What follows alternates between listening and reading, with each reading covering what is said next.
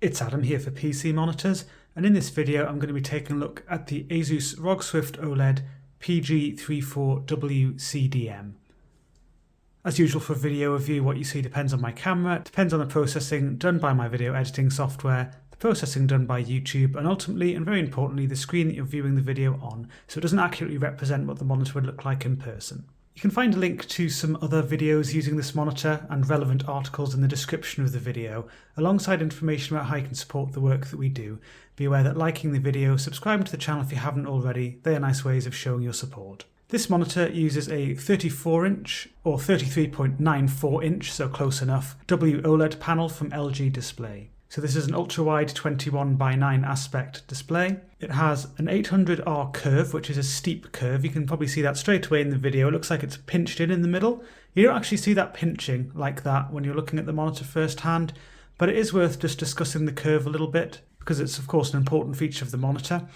I found when I was on the desktop, now bear in mind I've used this monitor for a couple of weeks now, I found that I didn't fully adapt to it, and to be honest, I personally prefer a slightly shallower curve on the desktop. I don't mind this one too much, but it does make some things look a bit distorted. Whereas for milder curves on ultra-wides, I tend to find things look pretty natural, and I get really so used to the curve I hardly notice it. Maybe I would adjust to this one more given even more time, but I think a few weeks is probably a decent amount of time to sort of get used to it. And I did get a bit more used to it, but not fully. When I was gaming though and immersed in movie content, I actually quite liked the curve. It kind of just draws you in a little bit, adds a sense of depth. This photo just gives a quick visual comparison between a 34-inch QD OLED at the back and the ASUS at the front. The QD OLED with a 1900R curve, the ASUS with an 800R curve. They're both 34-inch models. As for the resolution, there's an article on the website which covers this in more detail, looking at the benefits it brings on the desktop for movie watching and also for games, so do check that out. I will of course be showing you some 21:9 gameplay naturally in this review. But some people like to multitask with 3 windows on ultra-wides like this. You can have your own split. The ultra-wide format can also work nicely for video editing. You can see you get a lot of horizontal real estate so that timeline could be spread right across the screen, which is quite nice when you're video editing. And the pixel density, it's the same as a 2560x1440 model, QHD, but there are some issues to be aware of which I will cover shortly in terms of the text clarity and overall representation of things, mainly on the desktop. So I'd like to look a bit more at the refresh rate supported by the monitor. So this is using DisplayPort. You've got 3440x1440, the native resolution, support for up to 240 Hz, and you can have 10 bits per channel at the same time as that if you wish. Via HDMI, it's a bit strange actually. On my RTX 3090, it went up to 180 Hz maximum, but you can see you can select 12 bits per channel if you wish. There's no advantage to doing that for the vast majority of content, so don't really worry about that. But having spoken with ASUS, it seems that this is a limitation with the RTX 3090. There's some kind of bandwidth limitation with the graphics card itself, apparently, or something else with the port. And if you're using an RTX 40 series or newer AMD GPU as well, then you should get up to 240 Hz. So you get the same kind of capability as you would via DisplayPort, via HDMI 2.1. And via DisplayPort and HDMI 2.1, you get VRR support. So that's HDMI 2.1 VRR, as well as adaptive sync support. So you can use NVIDIA G-Sync compatible mode and AMD FreeSync Premium Pro via DisplayPort or HDMI. You can also use HDR at the same time as VRR if you wish, or instead of VRR, whatever kind of combination you like. You can support all of that at the same time at up to 240 Hz at the native resolution. The monitor also includes a 4K UHD downsampling setting, but as you can see here, it appeared to be limited to 60 Hz maximum. It also required the monitor was using its 16:9 aspect setting, and if you use that, it does disable VRR. So this is really designed for compatibility with games consoles, although it's a shame to see it seems to be limited to 60 Hz and you can't use VRR at the same time. From the front, you can see a nice coated metal stand, a large coated metal stand. Quite an aggressive gamey look as usual for an ASUS ROG product. Stand neck is quite solid, but it's plastic rather than metal. Good ergonomic flexibility as well. You can tilt the monitor, you can adjust its height, and you can swivel it left and right. And coming back to the stand, for those interested, it is about 11 inches or 190 millimeters deep, so it does take up quite a bit of desk depth. And there's a cable tidy loop in the middle of the stand base there. The top and side bezels have a dual stage design, so there is a slim panel border flush with the rest of the screen. It's difficult to see when the screen's switched off as it is now, but elsewhere in the video when it's switched on you can see it more clearly. And there's a slim hard plastic outer component.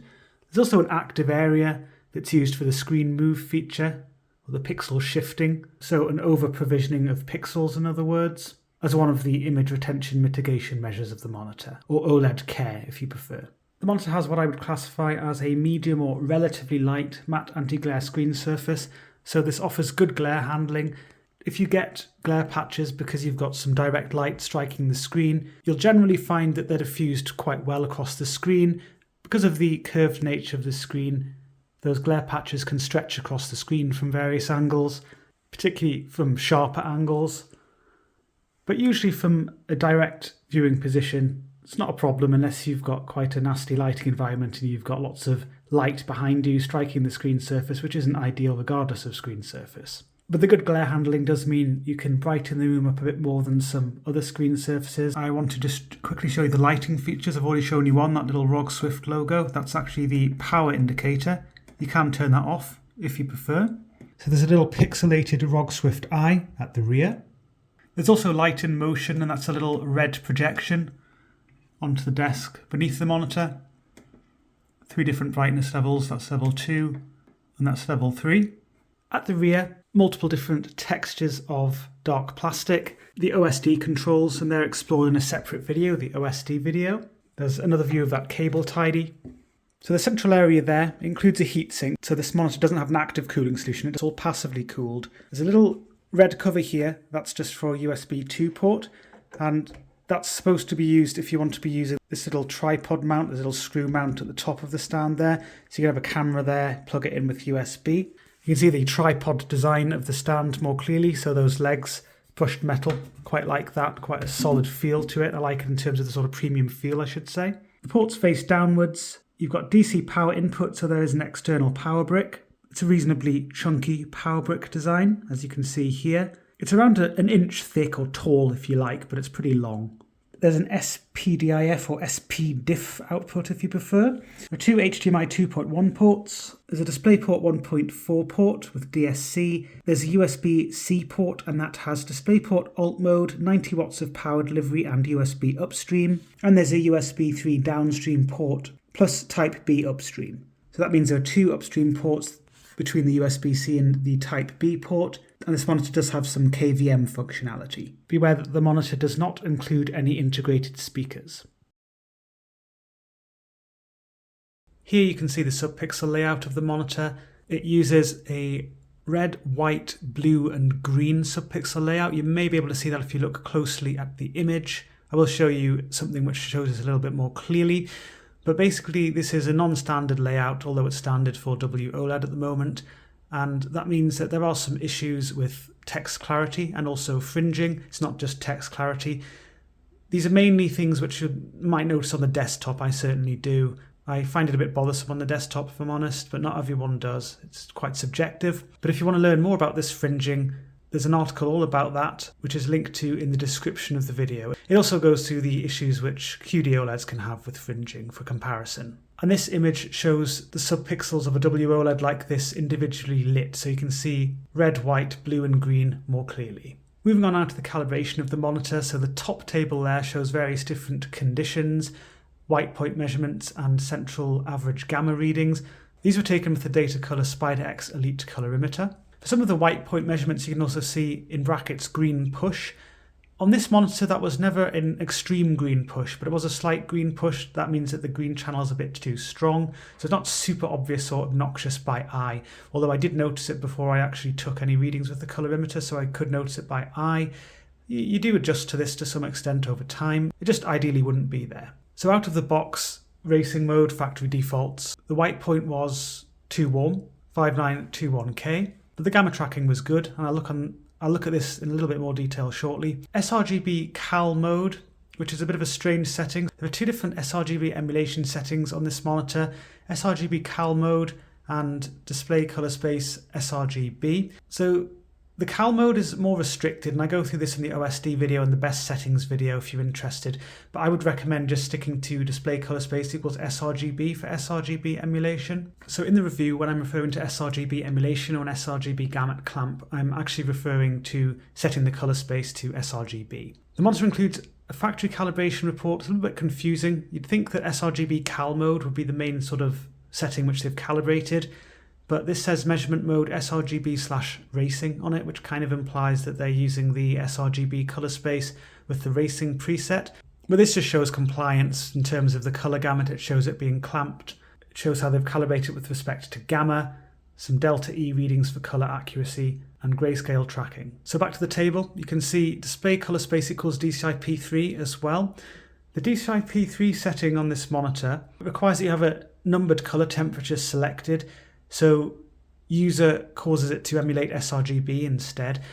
The idea of having a DCI-P3 emulation setting on this monitor is odd, though. I will go through this in the color reproduction section, but actually the gamut of this monitor sits close to DCI-P3 anyway, so a DCI-P3 emulation setting is a bit misplaced and actually just cuts down the gamut too much, so it's a bit weird. I've also tested color temp 4000K. This is an effective low blue light setting which gives a warm amber tint to the image without a green push. And if you set the color temperature to user, but just use the factory defaults aside from that rather than using the 6500K mode, then with my unit I recorded around 6700K with a green push. In the second table there, that shows my test settings. These are all explored in my best settings video and also in the OSD video. The best settings video is just a part of that. And as noted at the bottom there, some ICC profiles are available in the description of the video, but they weren't used for this review. And just a quick look at the gamma in a bit more detail. This was using my test settings, but it was very similar out of the box.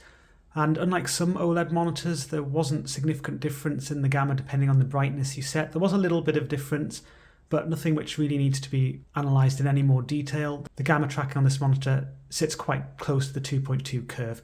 I did analyse this in a little bit more detail using other software, and I could see a little bit of deviation at the high end, which is kind of difficult to see with the resolution of this curve, but it's really quite slight deviation, so some shades were just a little bit brighter than they should be. Really, the overall gamma tracking is strong here for the 2.2 standard. And I'd like to talk a little bit about sRGB colour accuracy with any sRGB emulation settings that the monitor includes. So this graph here shows the Spider Checker 24 test pattern using the sRGB cal mode. So you can see an average delta E of 1.83. There's a clear outlier here, delta E of 7.48 for shade 1F, which is cerulean. This shade often has a high error on this test. It's a pretty nasty shade because the colorimeter is super sensitive to the balance of green versus blue. I would say that by eye, monitors do tend to struggle with this shade quite often, and OLEDs in particular, they just don't get the balance quite right. So, it is what it is. It recorded 7.48 here. But other than that, average delta 1.83, pretty reasonable. This graph though, you might see that looks better, except for that pesky 1F shade, and this is just using the colour space set to sRGB with everything else at the default values there. So this does actually improve the accuracy, or did on my unit. Average delta E spot on 1.00, so a good result in this test. Moving on now to the contrast and brightness. This table shows the brightness recorded and the contrast with various different conditions. Because it's an OLED, the black luminance is measured as 0.00, and that gives a contrast ratio which is essentially infinite for these static contrast readings. So it's really only the white luminance or brightness you have to look at. There's a range given, and that's because, as usual for OLEDs, there's an automatic brightness limiter, ABL. That is massively cut down if you use a setting called uniform brightness on this monitor. So it does still happen a little bit, even with that setting enabled, but it's really a very minor fluctuation which you won't notice by eye, or you shouldn't notice by eye. So it really is very slight. And in this test, there's a white box in the middle of the screen, the test patch, and the rest of the screen just shows a desktop background, and that could be pure white, pure black, and various other designs with various different shades on that, and that's how I get the range of values displayed here. So for some of these readings, I've got the color temperature set to user. That's because it unlocks higher brightness, gives you a little bit more flexibility with brightness than the 6500K setting. It has all the color channels at the neutral value of 50 rather than making adjustments which slightly reduce the brightness. And the maximum there with uniform brightness enabled was 271 to 274 nits. That's actually quite good for an OLED, and it's perfectly adequate for the vast majority of users. Remember that most people will set their monitor somewhere between 100 and 200 nits of brightness. So if you have uniform brightness disabled, then it goes up to 277 to 448, so you can see a huge range there depending on the content displayed. And generally when there's brighter content, that's when you'll get the lower end of that. And when there's more dark content on the screen, you'll get a higher potential brightness. The minimum brightness, 23 nits with the uniform brightness on, 24 to 39 nits with it off, again more stable with it enabled, and 23 nits is a good low value. Even for light sensitive users, that is nice and low. With the test settings, I got 166 to 167, so be aware that these readings here, they are taken with an X-Ray i1 Display Pro Plus, what would now be branded as a Calibrite Color Checker Display Plus. I also took some readings with ELMB enabled because that's something I'll explore a little bit later on in the review. You can only enable that at 120 Hz, but with that enabled, it's around 130 nits maximum brightness, or just above 200 nits if you were happy to have uniform brightness disabled. And the minimum brightness was fairly similar to ELMB disabled. I'm on Shadow of the Tomb Raider and I'm going to explore the contrast performance using some in-game examples. So as an OLED monitor, it really does have a lovely presentation in terms of contrast. Can be fully appreciated in dimmer lighting conditions, and I'm in a very dark room at the moment. I will show you things with the lights on shortly. There's just exceptional distinction. You can really just appreciate the depth of the dark shades, and that is consistently maintained beautifully throughout the entire screen. There's no sort of glow towards the corners. There are no gamma gradients. The gamma consistency is exceptional throughout the screen, so the detail levels, the dark detail levels are very well maintained. What I would say about that is that, as usual for an OLED, there's a little bit of what some people might call black crush, but it really is a little bit. I find this much less obnoxious than I've ever seen on a VA model, and the detail lost because of this is nowhere near what you'd get lost for various other reasons on any LCD panel type, be it through IPS glow, TN gamma shifts, or VA black crush. So the skulls here, there are little fine details. It'll be difficult to pick up on the video probably, but you can see these little fine details with the skulls. They'd be just much less distinct on LCDs because depth of the black versus the slight lightening up of those sort of medium dark shades just isn't there with the same kind of precision there is on an OLED. So the per pixel illumination really comes into play here. The monitor able to basically shut one pixel off and have a pixel right next to it brighter. This also gives medium to dark shades in general a nice kind of solid look, I like to say, a bit of an inky appearance, I guess. LCDs have a little bit of a translucent quality to some of these shades by comparison, and again just the sort of subtle details here in this scene, the ability of the monitor to display everything without any glow with appropriate dark to medium shades next to those very dark shades as well. It's all very nice. I've got the lights on now. Sorry, there's no daylight outside at the moment, so I can't just flood the room with natural daylight as I sometimes would. But I got fairly bright artificial lighting on. Some of it's striking the screen directly, but the lights are placed quite carefully not to cause too much of an issue in that respect. Having said that, you can see the matte anti-glare screen surface doing its thing. So there's a bit of hazing, and you do get hazing because of this, which sort of floods the image a bit, it dulls the image a bit if you like. There aren't sharper glare patches that much with this screen surface because it's reasonably aggressive. It's what I would call a relatively light matte anti-glare screen surface. So with lighter screen surfaces than this, you tend to get sharper glare patches unless there's this sort of diffusion across the screen. But the diffusion across the screen is what gives it its strong glare handling characteristics as well. So, pros and cons to this solution. And also be aware that unlike on QD OLEDs, the monitor does have appropriate outer polarizers and all of that, so it doesn't lighten up the entire screen just because the room gets brighter and you got a bit of light striking the screen surface. It's just really the diffusion of glare you have to consider.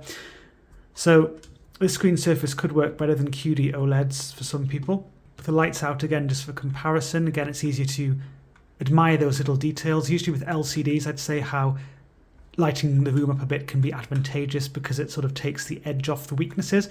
With OLEDs, it's really the reverse. You can appreciate them best in dimmer environments, but they can still work nicely as well if you've got a bit of light in the room. But with all that said, I would recommend, if you can, try and minimize the amount of bright light striking the screen directly and try and have lights situated behind the screen. Again, this isn't as important as it is with QD OLEDs, but having light behind the screen instead will still reduce glare on the screen, and it can also enhance viewing comfort.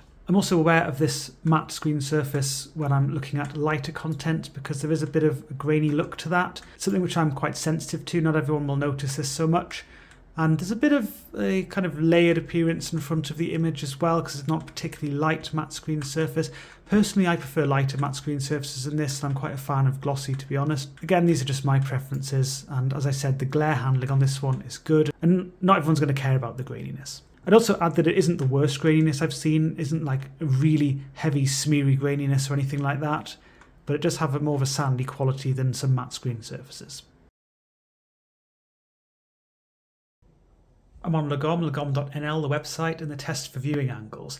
So, the Lagom text, it appears very consistent, but it also looks strange because of the fringing I noted earlier. So it has a cyan fringe to the right, a red or magenta fringe to the left of the text, but that's nothing to do with the viewing angles, and the consistency of the grey background here is impressive. As a quick aside, not all grey backgrounds are impressive. This has an RGB value of 40 apiece, so red, green and blue 40 per channel. And I can see what would be called DSE, dirty screen effect, so there are some splotches and striations here, but they're fairly minor actually. As far as OLEDs go, most VA models I've seen would be worse than this on this particular shade. Quite a few OLEDs are. This one isn't actually too bad. You may just come across this from time to time on certain websites and certain applications, and it can vary between units, but from what I've seen on OLEDs in general, I'd say this one's actually pretty good. Looking at the purple block, this appears strange on the camera, it always does, but to the eye it's very consistent. It's a slightly pinkish purple throughout the screen, but it doesn't shift between having a stronger pink hue and more of a bluish purple look at different points of the screen as you can get on LCDs. The red block appears a good rich red throughout the screen, exceptionally consistent. The green block, that is a green chartreuse shade throughout the screen. It is a bit brighter towards the very edges, but that's not viewing angle related. That's related to those dual stage bezels. It's a common thing to have this on this kind of shade, just because of that dual stage bezel design, which is very common on monitors. The blue block, that appears a rich royal blue throughout the screen. I'm now on Battlefield 2042, and I'm going to talk about the colour reproduction using some in-game examples. Like most content you'll consume under SDR, games, they're designed with the sRGB colour space in mind, and this means that if your monitor has a wider gamut or is using a wider gamut than sRGB, as this does using its native gamut, then you get extra saturation and vibrancy, and some elements are more vibrant and saturated than the developers intend. So this graphic here shows you the colour gamut of this model. I measured 96% DCI-P3. Some colorimeter software or devices might measure a little bit more, and there can be a little bit of inter-unit variation, so some reviewers might record a little bit more than that. But basically you can see that it corresponds pretty closely to DCI-P3. There's not an awful lot of extension beyond DCI-P3 or a lot of undercoverage either. And for those interested, I measured 90% Adobe RGB, so the gamut isn't as generous as QD OLEDs, which edge up towards 100% Adobe RGB, so they've got more coverage in the green to blue region. But this definitely does give a vibrant look to things. So the tree trunks here, for example, they have more of an orangey red push than intended. You can see that with various woody tones, earthy browns as well. They have a little bit of a red push as well. It isn't extreme, but it is still there. The sky blues as well, they have some extra vibrancy, and so do the greens of vegetation, just a bit more pop, a bit richer than they look. Well, not when the game goes monochrome as it does when you go out of bounds, but yeah, there we are. So yes, just a bit of extra pop to some green shades, some look a bit brighter than they should. But there are some nice lush greens and some quite deep looking greens. And whilst I lie here dying, the paint on that tank that says wake up, nice vibrant orange, although it should be a bit more of a yellowy orange than it appears. So if you see fires, you might notice that the oranges verge a bit on red and the yellows a bit on orange, that kind of thing, just extra vibrancy, but the range of shades is still there. If you prefer a more toned down look to things, you can set display colour space to sRGB as the preferred sRGB emulation mode, which will clamp the gamut closer to sRGB. And that doesn't lock off any settings, so you can adjust brightness, you can adjust the colour channels, you can adjust gamma, you can adjust all the usual settings in other words, but it does tone things down. So the sky blues, the greens, the tree trunks, the earthy browns, all more neutral now. This isn't a look which everyone will like though.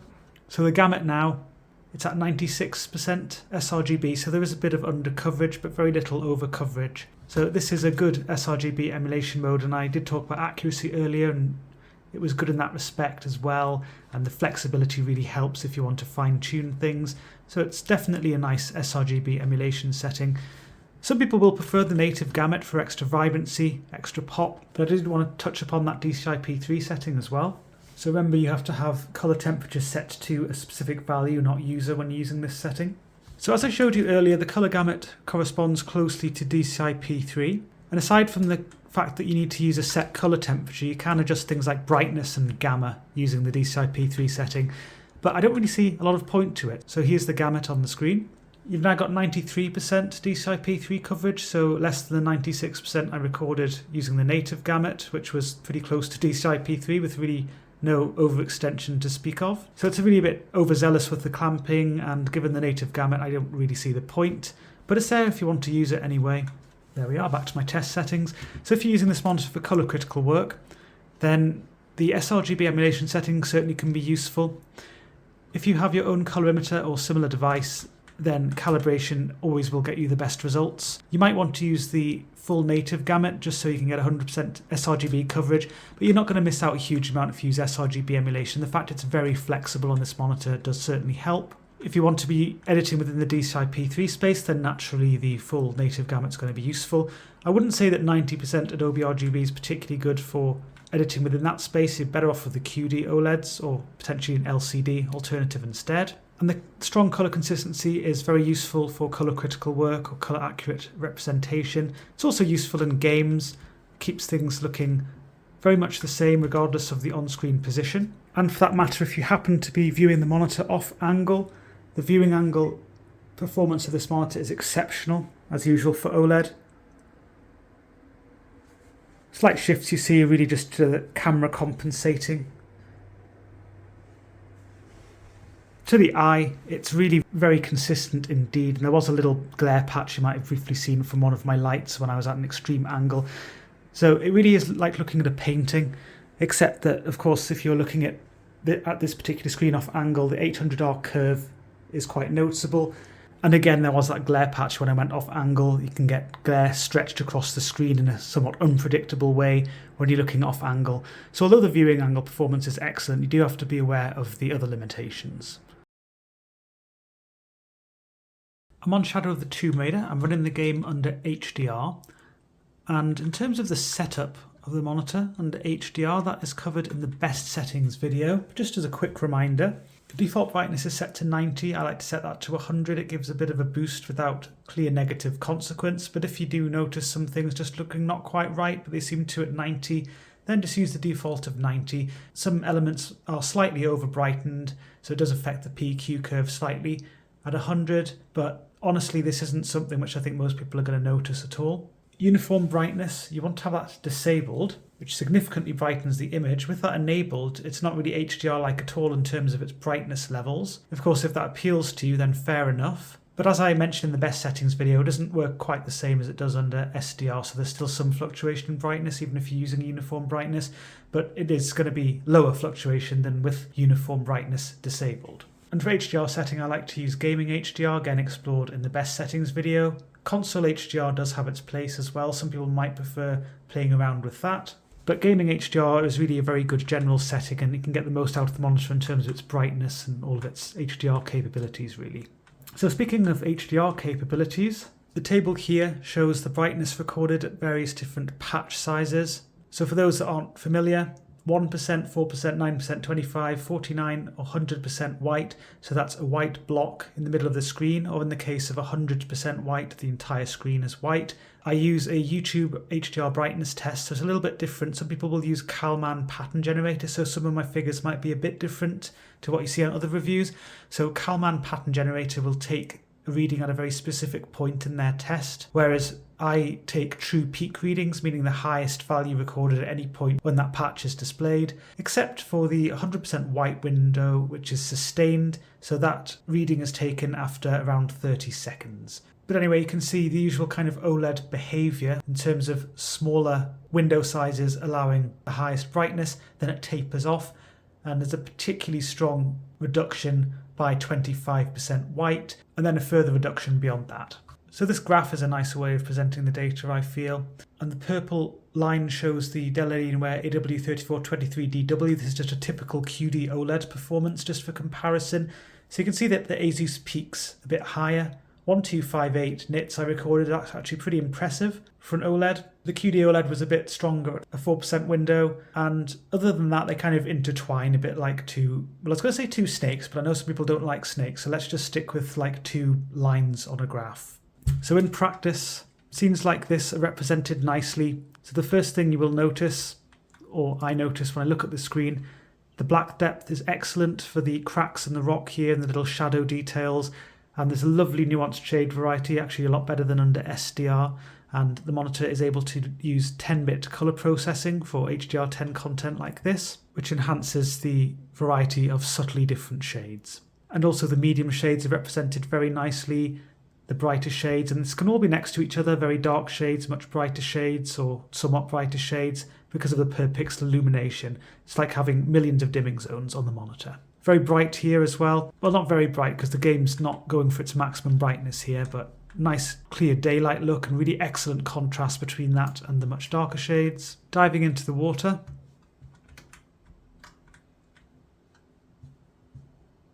The glint of light there, nice and bright. I measured this at around 840 nits. It's about as bright as I've seen that particular glint actually. And the light streaming up from above there. Looks a little bit more like that to the eye. Well, not really like that, but I'm just trying to show you that it's not just a giant ball of light. There are really nice smooth gradients, which you can't really appreciate on the video, but it's part of the 10-bit color reproduction again. And there's a really nice variety of subtly different bright shades here as well. Helps everything look smoother, nice natural progressions of shades, smoother gradients, that kind of thing. And just a general look to the medium shades again and the darker shades, the shadow detail, very nicely presented. I'm on another scene on Shadow of the Tomb Raider, and I really love how OLEDs present this.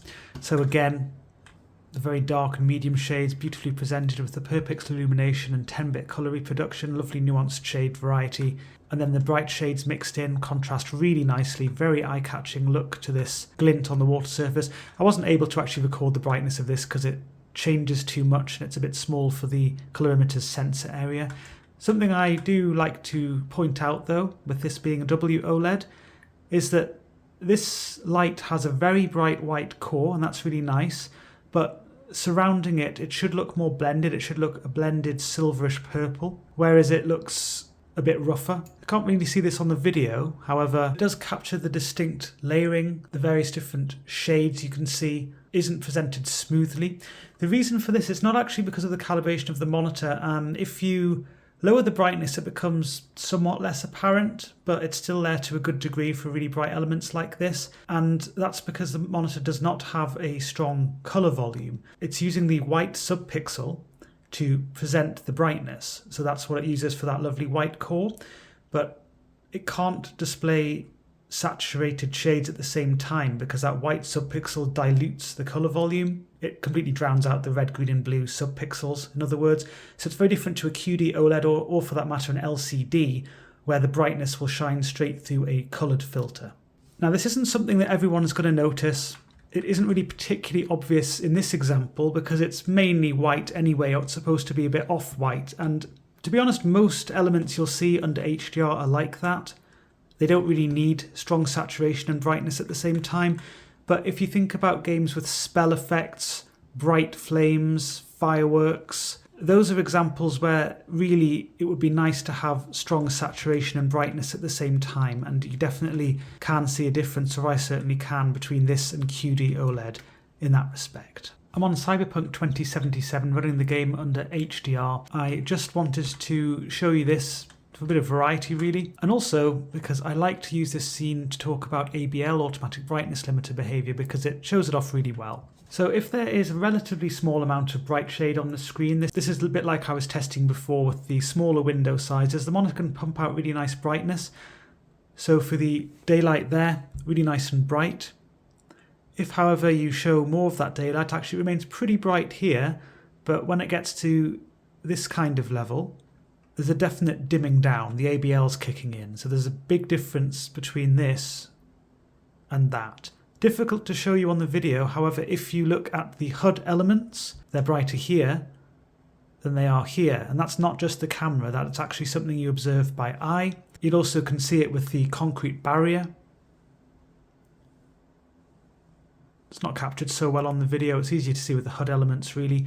The point is though that the whole of the screen dims. It isn't just the bright elements become less bright.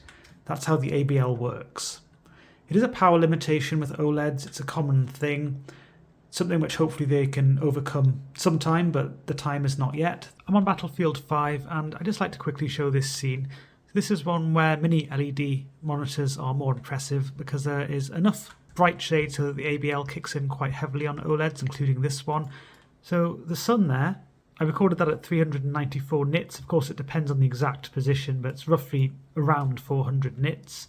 And the glint of light on the ice there, the silver lining of the clouds, it just doesn't look as bright and as impressive as it is on capable mini LED solutions. That's not to say the whole scene looks dull or anything like that. It doesn't. I mean, 400 nits is still decent. I'm on another scene on Shadow of the Tomb Raider. Now I'm going to switch my attention over to colour reproduction. That's another important area of HDR. Unlike SDR, the game developers can now target wider gamuts like DCI P3 and Rec 2020. That's what they can have in mind when they're developing their HDR content. And it is desirable to have strong Rec 2020 coverage, but many monitors, including this one, aren't exceptional in that area. But at least having good DCI P3 coverage, as this model does, very good DCI P3 coverage, that is certainly helpful.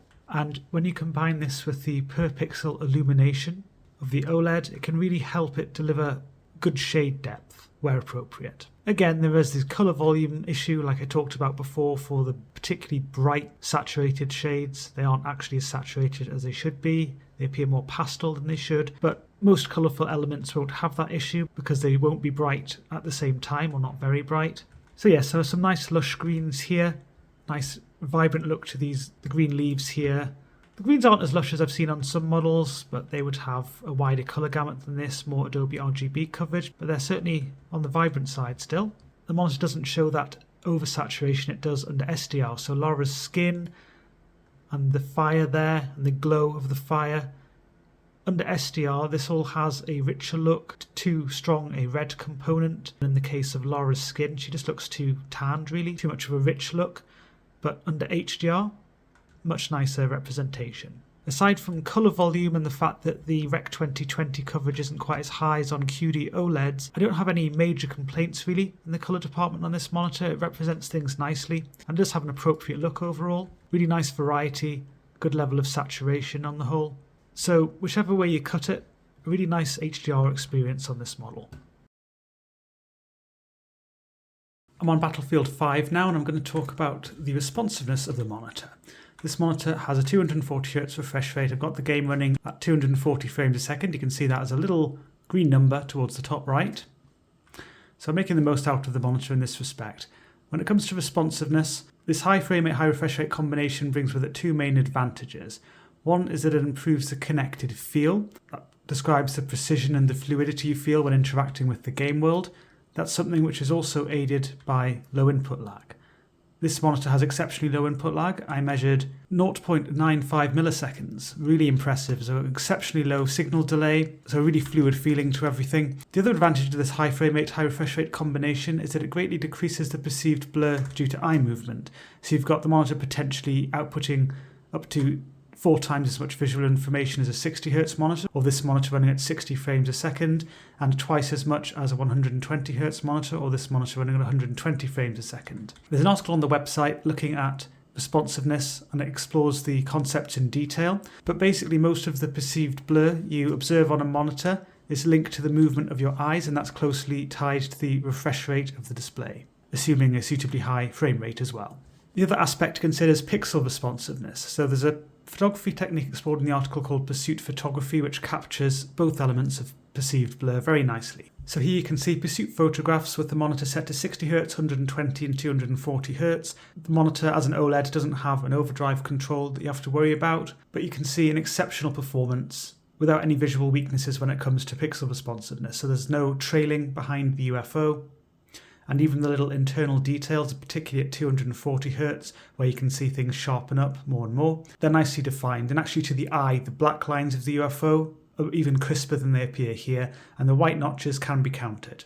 Compare that to the 240Hz reference screen. That's an LCD. It's actually a fairly fast IPS model, set to its optimal overdrive setting for 240Hz there. You can see a bit of trailing behind the UFO, and also the internal details aren't as clear. You can also see a little bit of overshoot, which is halo trailing that's a bit brighter than the background. Not a huge amount by any means, but you can still clearly see an advantage to the overall clarity when it comes to the OLED representation. For those preferring numbers, here are some OSRTT readings. So this is the same tool and methodology used by TFT Central if you want to compare this to other models, but really it's just a typical fantastic OLED performance. There's not really much comparison you have to do. Green across the board, no visible overshoot that you need to worry about. Average initial time 0.74 milliseconds. And just for completeness, to consider lower refresh rates, 120 Hz, again, fantastic performance, nothing to worry about here. 0.75 milliseconds average initial time. And by the way, the average initial time is the important one to focus on here. The readings in the tables are initial response times. And finally at 60 Hz, all green except for one little orange or sort of golden green really overshoot value. The scale I use for overshoot's a little bit stricter than the defaults for the program. I believe this would have actually been green if I used the default scale, but never mind. It's nothing to worry about, just being picked up very slightly by the colorimeter, but in terms of what is perceived by the eye, there was nothing that stood out to me at all. And the average initial time, 0.86 milliseconds. So regardless of the refresh rate, really nice performance from this monitor. So back to the game, 240 frames a second content, 240 Hz experience. The lack of any visual disturbances is very nice. No overshoot, no trailing behind objects, and even little internal details like the intricate mixtures of lighter and darker shades on the wall there. There's just a superior clarity to what you would get on pretty much any 240Hz LCD. Even exceptionally fast TN models tend to have some weaknesses for certain transitions, but this one, really it's just so strong across the board. There are just no weaknesses anywhere. And again, for the white text and the white shield logo there, usually with LCDs there'd be a bit of this sort of powdery trailing I talk about here, but there's nothing like that going on here. I'm on another scene on Battlefield 5, and this one has a lot of high contrast transitions, so the mixtures of dark and lighter shades moving against each other for many transitions here. This often exposes clearer weaknesses on LCDs, but on this OLED again, flawless performance. Nothing to complain about at all. No visible overshoot, no issues with trailing due to any even slightly slower than optimal pixel responses, so no added perceived blur from the pixel response element at all. Just a visually flawless sample and hold 240Hz experience. This monitor also supports variable refresh rate VRR technologies. You can use HDMI 2.1 VRR. You can also use Adaptive Sync, you can use AMD FreeSync Premium Pro, and you can use NVIDIA G-Sync compatible. And the monitor is officially G-Sync compatible certified, and that means that it has passed certain NVIDIA quality checks, and this means that when you enable VRR on the monitor, it should enable G-Sync automatically in the driver for you. The range of operation for VRR on this monitor is 48 to 240 Hz, although the floor of operation can vary depending on the exact fluctuations occurring. So as usual, I did sometimes see that the floor of operation was actually more like 55 Hz, closer to that. But either way, below the floor of operation, the monitor uses LFC, low frame rate compensation, to keep tearing and stuttering at bay by keeping the refresh rate at a multiple of the frame rate where possible. So that means, let's say the game is running at 40 frames a second, the monitor could be at 80 Hz. That does work very well. Just be aware that there is a slight momentary stuttering when the LFC boundary is crossed in either direction. And because it's an OLED with exceptional pixel responses, the stuttering can be a little bit more obvious than it can be on LCDs, but it's nowhere near as pronounced as the stuttering you'd get with VRR disabled. There can also be a little bit of flickering. There are some flickering issues to be aware of, and I'm going to go through them very shortly. These don't occur when the monitor's at a very stable frame rate. So as it is now, it's sort of 240 frames a second, occasionally dips maybe a couple of frames a second, no issues at all. 120 frames a second now, again solidly, so there are no particular flickering issues to be aware of, but also there are no issues with overshoot or weaker than optimal pixel responses. So again, visually flawless for this 120 Hz, but the connected feel and the overall perceived blur is significantly worse than it is at 240 frames a second. A further nudge down now to 60. Again, this feels really nasty compared to 240 Hz and indeed 120. and there's a lot more perceived blur due to eye movement, but the monitor isn't causing any issues in terms of visual overshoot or any weaknesses from the pixel responses in terms of trailing. So again, a flawless 60Hz sample and hold performance. So what about that flickering I was talking about? This test demonstrates the VRR flickering very nicely. I will link to this in the description of the video. This content has a rapidly fluctuating and significantly fluctuating frame rate, and because I've got VRR active, the refresh rate of the monitor is trying to keep up with that. And you can see it for the darker shades here, and also the medium to dark shades. Flickering can appear on the video and the camera a bit more towards the middle. That's, well, I mean, I suppose a little bit there, but it's far more subtle. It's really these darker shades where the main issues are with this. And this is a typical thing to observe on OLEDs. What I would say, just as a general observation, is that QD OLEDs tend to be a little bit better than this. The flickering for some reason is a little bit less pronounced. Not sure exactly why that is, but it's just one of those things which really comes with the territory with OLED, I'm afraid, and it can bother some people. Other people don't really mind. It does really depend on the content. I have observed it in game from time to time. I've got an RTX 3090. If I ramp up the graphics settings a lot, then I can expect some fluctuations in frame rate, and they can be quite significant at times. And with certain scenes, particularly where there's darker content or lots of darker content, you can sometimes see this. And even if you're lucky enough to have a very powerful GPU, or you set things up so you've got a consistently high refresh rate, there can still be some issues. If you go into the menu systems, or some menu systems on games, the map screen, that kind of thing, can usually cause fluctuations in frame rate, which can set this kind of flickering off. And because it's quite flat and there's not an awful lot going on, usually you can sort of just see it more clearly there. So it's one of those things that just can be bothersome from time to time. I wouldn't say it's as obnoxious as the flickering that you can see on some VA models, but it is there and ideally wouldn't be there. It typically isn't there on IPS models. And as I said, I think it's a little bit better on QD OLEDs than WOLEDs, just from my experience and what I've observed. You could reduce it if you set a frame rate cap, or reduce your refresh rate if you know your content is going to be at a somewhat lower frame rate. It's really just going to reduce the size of any drop. The monitor also has an ELMB, enhanced low motion blur setting. So on LCDs, that would be for a strobe backlight. Because this is an OLED and it doesn't have a backlight, this is instead a black frame insertion BFI mode. You can only use this at 120 Hz. You can't have VRR active at the same time. To get a good experience with this, you really need your content to be solidly at 120 frames a second.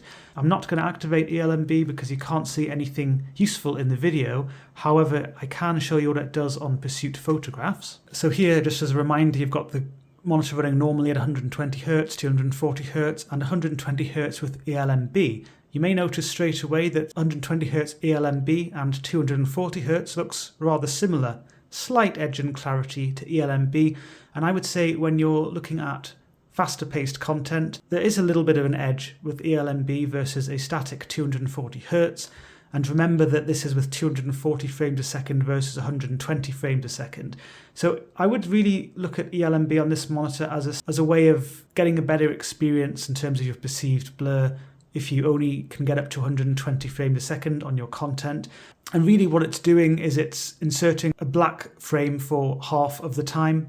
So it would be as if the backlight is off if the monitor had a backlight, whereas for the rest of the time it's displaying an image. It is a 50-50 split in terms of the duty cycle, which is why 120 Hz ELMB looks more or less like 240 Hz without the feature. It's a shame that you can't activate the feature at 240 Hz. That would have been a nice touch, and it isn't as advantageous as the setting can be on some LCDs, which could minimize perceived blur further by actually just displaying the image very briefly rather than having a 50% duty cycle. It's certainly a setting which some people are going to still find useful, provided they can tolerate a bit of flickering and also the reduction in maximum brightness as I explored earlier. Another nice thing about this setting is that there is no strobe crosstalk to worry about. The instantaneous pixel responses and the way it's all set up ensures that that isn't an issue. And that's true throughout the screen, not just for the central region. As you can see with this image, it shows pursuit photographs running from near the top to the bottom of the screen. And regardless of where you're looking, there are no issues with strobe crosstalk as you typically get on LCDs.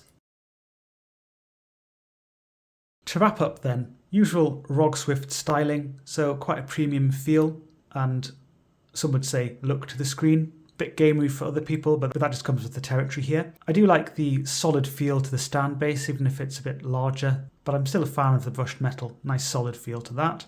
You get the resolution and the overall 21:9 experience, and that's coupled with an 800R curve, which is rather on the steep side. It's the steepest I've used on an ultra-wide. Some people are going to really like that, other people not so much. For me, it kind of depended what I was doing. I didn't really love it on the desktop. I wouldn't go as far as to say I hate it there. I just prefer a less steep curve, as I find it more natural and easy to ignore. When immersed in gameplay and movies on the screen, which is really what it's mainly designed for, I actually quite liked the curve. I wouldn't say I massively preferred it to a less steep curvature, but it just gave a bit of an extra sense of depth, which was kind of nice, I guess. The contrast performance, typical OLED territory there, exceptional because of the per pixel illumination and infinite static contrast. Matte anti-glare screen surface, of course I'm not going to get into the matte versus glossy debate here, but as far as matte surfaces go, there are various different types of matte screen surface or lightnesses of matte screen surface, and this one is somewhat on the heavier end compared to what you typically get on an ultra-wide. So a bit of a grainy look to the image, a bit of layering, but not everyone's going to mind that, and it certainly does offer good glare handling, and you don't have to worry about the image lightening up because of ambient light in the room, aside from any diffused glare you would get. But it just doesn't share that issue that QD OLEDs have, where they lighten up due to a lack of outer polarizing layer. The colour reproduction runs close to DCI-P3, the native gamut, so a good level of vibrancy and exceptional consistency in viewing angle performance from the OLED panel, so that richness, that vibrancy is maintained really nicely throughout the entire screen, or indeed if you happen to be viewing the monitor off angle. Really good sRGB setting as well, nicely implemented, full flexibility with that, as an alternative for people who want a more muted look. HDR on the monitor was a nice experience overall as well. Strong on the colour reproduction side, put the gamut to good use, good level of vibrancy I'd say. And as far as OLEDs go, impressive brightness as well. For smaller highlights, really they could be brought out with excellent pop. It had the usual OLED limitations where brighter shades dominate and the ABL automatic brightness limiter behaviour really kicks in there. It also had issues with colour volume, and that's related to the unfiltered white subpixel diluting things, where that is on really strongly.